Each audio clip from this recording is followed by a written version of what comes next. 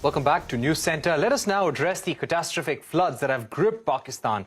Last week, Prime Minister Shehbaz Sharif declared a national emergency due to widespread floods caused by incessant rains. The country's climate minister, Sherry Rehman, says one-third of the country is submerged in water. So far, over 1,000 people have lost their lives and more than 33 million have been impacted by these floods. That's 15% of the nation's population. Dreadful visuals show overflooding rivers and several provinces submerged underwater. The World Health Organization made a flash appeal of $160 million. The aid would be used to help 5.2 million affected people with food, water, sanitation, protection and medical support. Countries like Pakistan contribute a negligible amount to global warming and yet face the disastrous impact of climate change. Let me now go across to Hamid Mir, senior Pakistani journalist and columnist at the Washington Post. Mr. Mir, thank you very much for joining us. We believe that you have been traveling the length and breadth of Pakistan, reporting on the extent of the floods that have ravaged the country. How gravely has the Pakistan economy been hit? Already, there was a lot of economic stress that the country was going through. How does this make the situation worse now? Thank you, Mr. Luthra.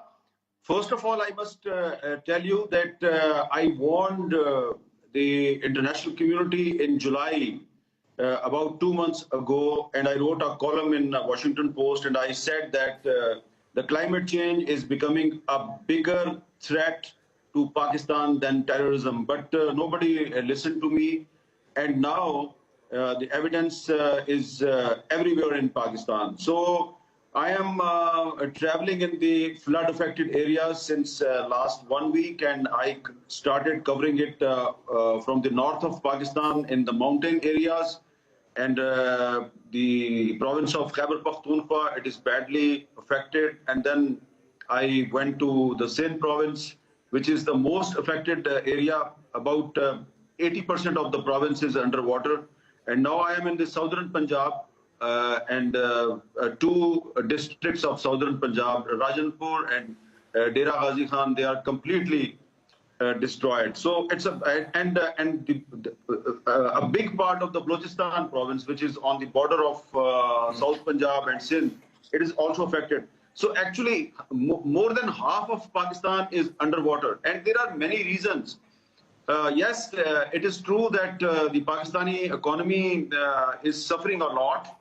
But you see, India and Pakistan, whatever I warned 2 months back, I wrote that in the northern Pakistan, the Indian and Pakistan army is deployed on Siachen Glacier.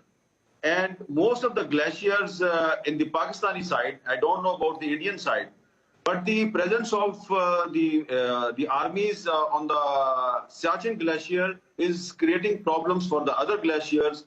And I warned that the glaciers are starting melting very fast. And the other reason is the global warming.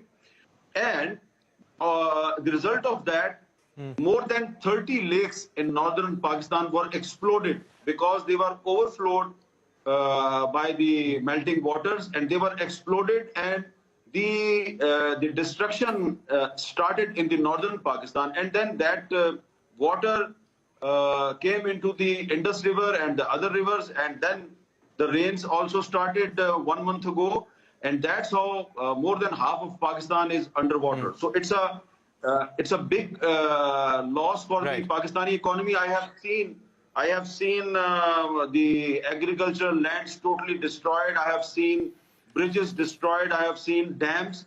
More than 10 dams in the Balochistan province were destroyed due to the overflow of the water. So it is very difficult for me to explain it as a journalist, and I don't think that the Pakistani government have the capacity to reach all the affectees, and the Pakistani media have the capacity to cover the whole tragedy in coming 2-3 months. All right. I'd also like to ask you, there has been a big debate over whether Pakistan should take assistance from India. There was talk about lifting the import restrictions, but there was also political furor over it. So what is your sense? Is there aid going to be sent from India? Is Pakistan going to lift some restrictions? Because some of the international agencies have also sought the right of way through India to deliver aid to Pakistan. Actually, I am in the flood affected areas, and in most of the areas, the internet is not working. And luckily, I am in the southern Punjab area where internet facility is operational.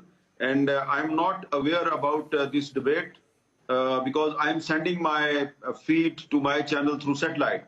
But as far as my WhatsApp is telling me some of my friends from India are sending me messages, I think that there are people in India who are very much concerned about this devastation in Pakistan.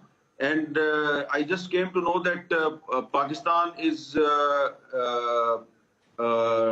going to take some tomatoes and onions from Iran and Afghanistan. So I don't know about the policy of the Pakistani government, but I think it's a natural disaster. And a few weeks back, I was reading stories about the destruction by floods in India also. So it's a natural disaster, and if Pakistan can help India and India can help Pakistan, actually we are all a part of the South Asia, and as far as my understanding is concerned, in coming few years, the whole of South Asia is going to face this climate crisis, including Pakistan, India, Bangladesh, Sri Lanka, and Nepal. So the South Asian countries should sit together, and they must develop a joint strategy how to tackle this climate crisis. Because I am told by some experts that next year, not only Pakistan, but India and Bangladesh and Sri Lanka, they will also face these kind of natural disasters. Okay, thank you so much, Mr. Mir, for joining us. We're unfortunately running out of time, but thank you for giving us your view on the developing situation in Pakistan. Our thoughts and prayers with the families of those who have lost their lives, and we hope that Pakistani people can overcome this tragedy soon. Thank you once again for joining us. With that, it's a wrap on this edition of News Center. Thank you for watching. Goodbye.